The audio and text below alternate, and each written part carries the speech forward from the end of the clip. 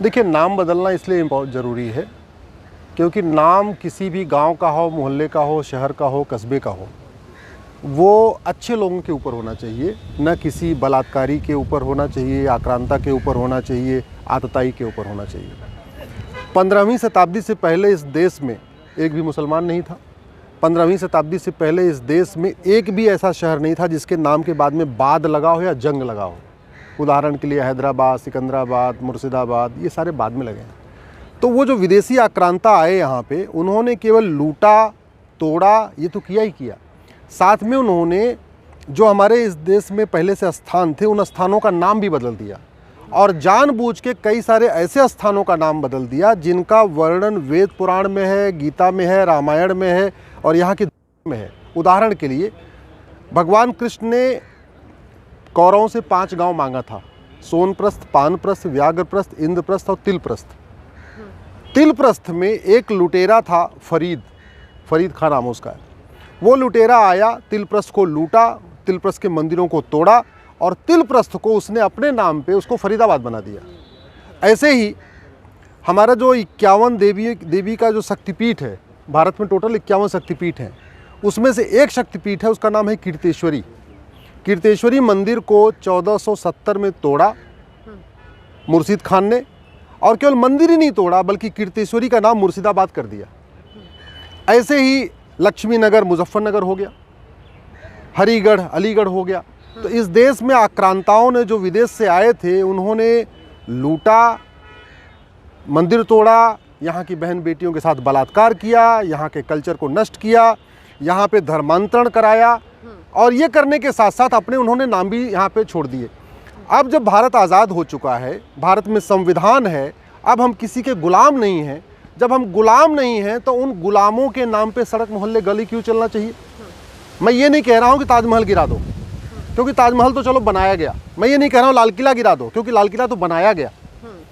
लेकिन भारत में 1000 नाम ऐसे हैं शहरों के, कस्बों के, जिनको उन्होंने आक्रांताओं ने बसाया नहीं था, केवल और केवल उसकी नेम प्लेट चेंज कर दिया था।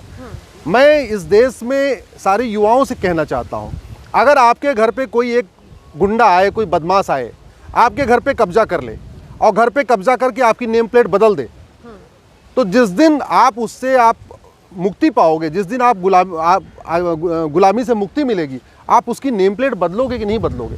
हम आज़ादी की 75वीं वर्षगांठ मना रहे हैं और आज भी इस देश में चाहे वो और ऐसे अच्छे लोगों के नाम पे अगर कोई सड़क मोहल्ला गली हो, बात समझ में आती है।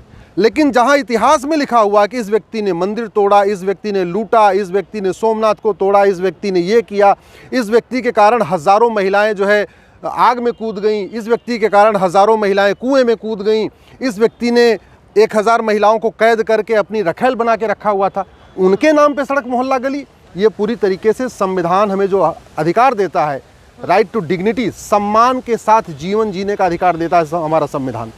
राइट टू कल्चर हमें अधिकार है, राइट टू ट्रेडिशन हमारा फंडामेंटल राइट है। तो right to culture, right to tradition, right to religion हम कैसे हमारा सिक्योर होगा?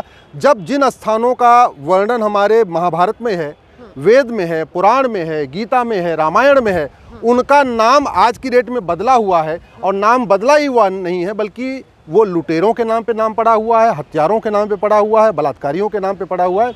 इसलिए मैंने PIL फाइल किया है कि 75 साल हो गए, मामला ये संसद में कभी उठा नहीं, विधानसभा में बातें होती नहीं है। इक्का दुक्का कोई यहाँ की बात कहते हैं कि ये बदल दो, वो बदल दो, ये बदल दो, इससे कोई बात नहीं होगी।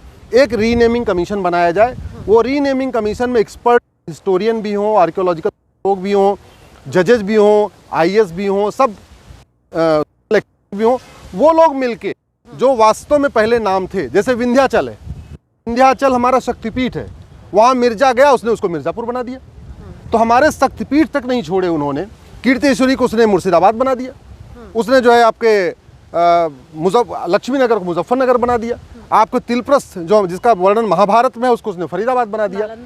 नालंदा में वहाँ पे बख्तियारपुर खिलजी, जिसने नालंदा विश्वविद्यालय को जलाया, उसके नाम पे वहाँ रेलवे का जंक्शन है बख्तियारपुर। तो आप सोचो कि अगर आपके घर में कोई लुटेरा आ जाए, कोई हत्यारा आ जाए, कोई आए आपके घर के लोगों का मर्डर करे, कोई आए आपका घर लूट ले, कोई आए कि आपके घर की बहन बेटियों का रेप कर दे, उसके नाम पे कभी आप नेम प्लेट लगाओगे? नहीं लगाओगे। लेकिन हमारे देश में ये चल रहा है, ये बिल्कुल टू डिग्निटी के खिलाफ है, राइट टू रिलीजन के खिलाफ है, राइट टू हमारा कल्चर है उसके खिलाफ है। ये संविधान की धज्जियां उड़ा रहा है।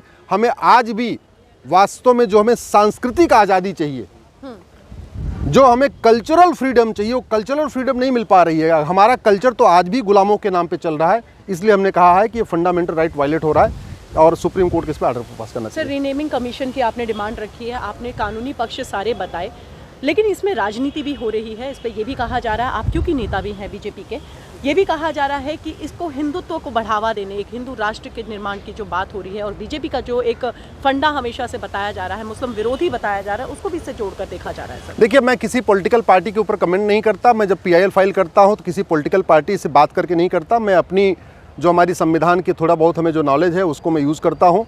और भारत एक नागरिक होने के नाते, भारत माता का बेटा होने के नाते हमारा फ़र्ज़ है कि इस देश से लुटेरों का, हत्यारों का नामो निशान मिटाया जाए। हम 1947 में आज़ाद हुए और 2023 में आज भी यहाँ लुटेरों के नाम पे सड़क मोहल्ले गलियाँ चल रही हैं। 1949 में चाइना आज़ाद हुआ, एक साल के अंदर 1950 में उसने जापानियों के नाम पे जितने सड़क मोहल्ले गलियाँ थी सब बदल दिया था। तो हमें तब इस देश में लोगों को कहते नहीं, जब तक स्वाभिमान तब जागृत होगा जब इनका लुटेरों का, आक्रांताओं का नामो निशान खत्म होगा। और ये विषय कोई हिंदू मुस्लिम का विषय नहीं है, ये कोई बीजेपी कांग्रेस का विषय नहीं है, ये तो राष्ट्रीय स्वाभिमान का विषय है। आज की डेट में जब वो लुटेरे चले गए, उनका कोई वंशज यहाँ नहीं बचा जो भारत में है। लुटेरे आए, लूटे तोड़े चले गए, अपने बाल बच्चों को भी ले गए, ना उनका यहाँ खानदान ना, तो उनका जब उनका खानदान तक नहीं बचा, फिर उनका नामो निशान यहाँ क्यों बचना चाहिए? इसलिए खत्म होना चाहिए।